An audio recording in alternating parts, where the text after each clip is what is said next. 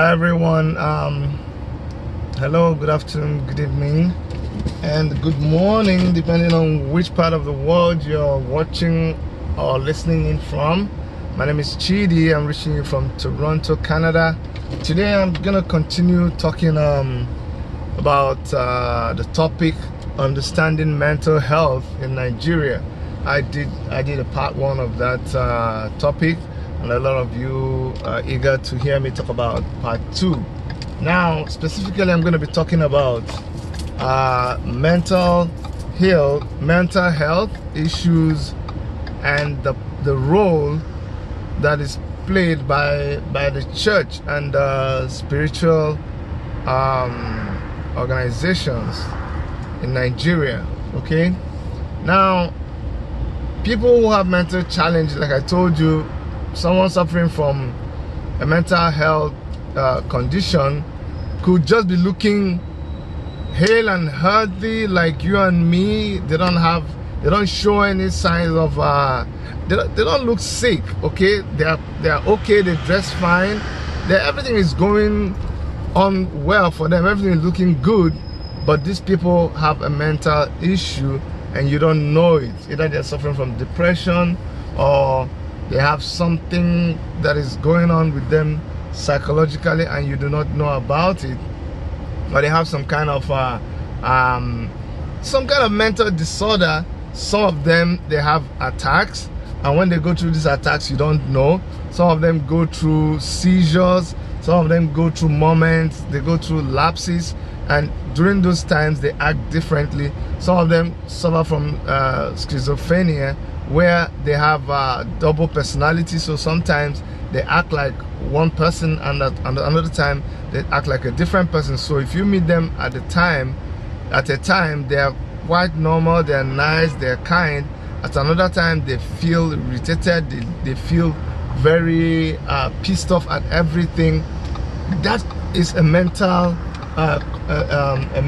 issue that they are dealing with, or that's a mental health issue that they're dealing with. Now, I think churches and religious institutions back home have complicated the matter. They've complicated it because anybody who shows any sign of abnormality, anybody at all that shows any sign of being not like a regular person, maybe by the way they talk, by the way they act, by the way they dress, immediately they begin to see vision for this person. They begin to quickly identify this person as being possessed by an evil spirit. Next thing you know, they start gossiping about that person. Words start to flow around about this person, and and they get isolated. People begin to avoid them. People begin to say, "Oh, this person has a mental problem." Not even a mental problem. People begin to say that this person is possessed by an evil spirit. And the next thing, they're going to start suggesting the person that they need prayers. They need for the demon that is disturbing them to be taken out of them. And then they end up in the church. And when they end up in the church with no prior diagnosis, with no show of professional capacity to handle that issue, even if it is being handled spiritually, these people get on this individual and they begin to lay hands on them to cast out this evil spirit. And this could be in the form of, flogging them, torturing them, denying them food. Sometimes they just sometimes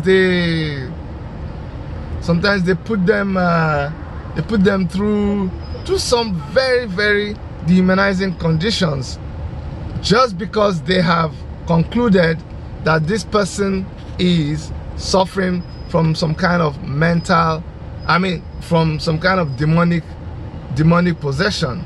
That is absolutely wrong.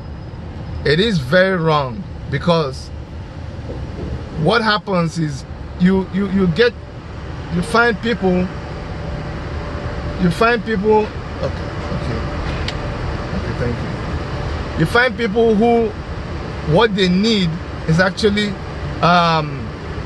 what they need is actually some mental help, but now they end up in the church. And when they end up in the church, instead of their mental condition being taken care of, now their issue is going to get compounded. It's going to get compounded by the fact that they are now going. What's happening? Hold on 1 second, please, guys. Hey, what's the problem?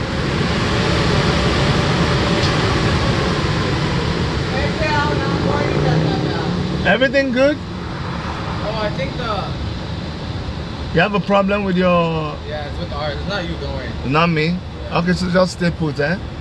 Pardon? So just stay. Yeah, he's coming. Okay, alright. Sorry guys, I think they have an issue with the machine. Anyways, so this person who has a mental problem already now gets been taken to church, and now they're gonna compound their problem by subjecting them to some dehumanizing treatment. Your guess is as good as mine. What this? For a neutral, no brake. Neutral. Can you move forward? Move forward. Okay, move forward. Go. Okay. What do you want me to do now? You push the e-brake. No, nothing. Do you want me to put it on neutral? Yeah. Okay, neutral. Okay. I think so. The e-brake on your truck. Nothing is on. Nothing. Okay, start. Start.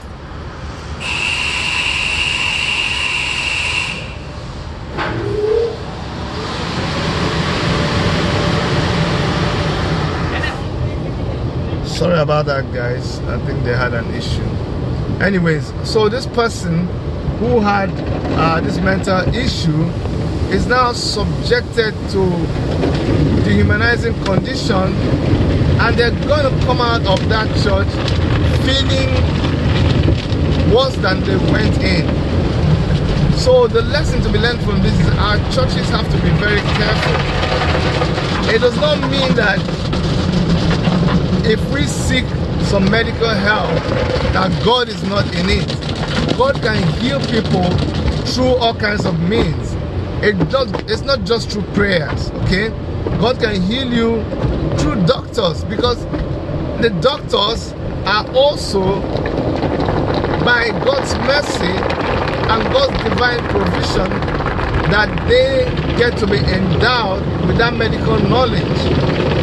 Medicine is a miracle from God. Drugs are also a miracle from God. So some people get so spiritual that they think, oh no, drugs cannot cure people. Drugs or some kind of psychological, clinical help is not what people need. But that is not true. That is absolutely wrong. God can heal you through medical science. God can heal you through a process by which people help you psychologically, through physiotherapy, through all kinds of psychiatric help. Someone with a mental illness can be helped. Sometimes it's just that the person is lacking some kind of, I'm telling you, you'll be surprised. Sometimes they're just lacking some kind of vitamin in their system, and they need that state to be corrected. Sometimes it's just certain multivitamin that will correct that situation that they have. But now this person, instead of their situation being corrected, they have to be beaten up, they have to be dehumanized, they have to be made, they will go and tell other people that they are demon possessed, and this could affect their life. Imagine if they had someone that they were hoping to marry, and now the person gets to hear that that brother is demon possessed. And if they are using the wrong method to try to give him comfort or solve his problem, you and I know that it's not going to work. And so my focus today is on churches complicating the condition of people who are already suffering from mental illness. And this is absolutely wrong. What I think any good church should do is, when somebody is presented with a problem, when they are acting differently, when they are acting confused, we pray for them, yes. But can I tell you the truth? If you're led by the Spirit, you would actually have a spirit of discernment and you'll be able to know what to do. But this is 2018. God has provided so many ways, so many avenues, so many principles, so many systems to help us. We should avail ourselves of these things.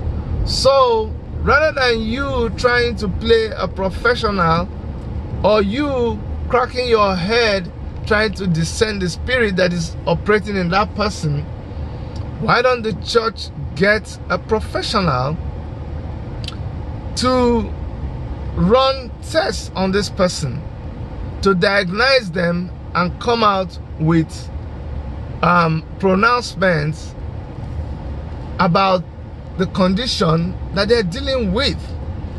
When you now know the condition, and of course it comes with recommendation, you know, as to how to go about treating this person or helping them out of their situation. When you get this recommendation, the church can now help to get this person help, professional help. Professional help could be by getting them to a psychiatric hospital, by getting them to a professional psychiatrist. It could be that they have to see a physiotherapist, a psychologist, whatever kind of professional that they need, or specialist. It is better. Honestly, it is not all the time that we need to subject people to a casting out of demons.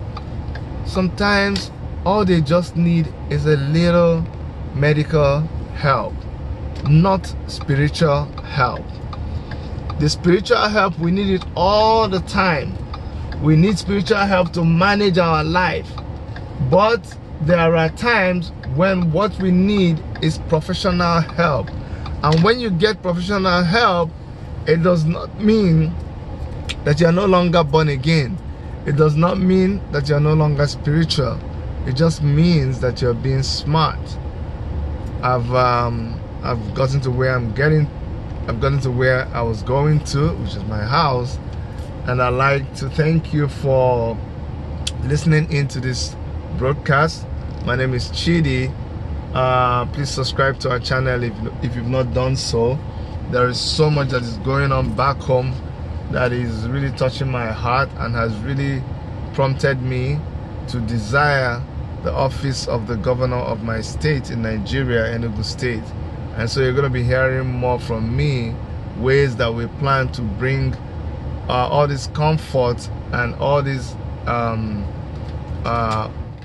workings, all these things that work well that we experience here in the diaspora. We plan to be able to translate that back home. I've been here for so many years now, and the only way that you can really give back to the country, to the state, to the village that made you who you are, is by going back there and helping out. And that's why I have joined hands with the Take It Back movement to come back home and contribute my own. And I'm doing this by asking to be allowed to serve my state as the governor of Enugu State. Thank you so much again, and take care.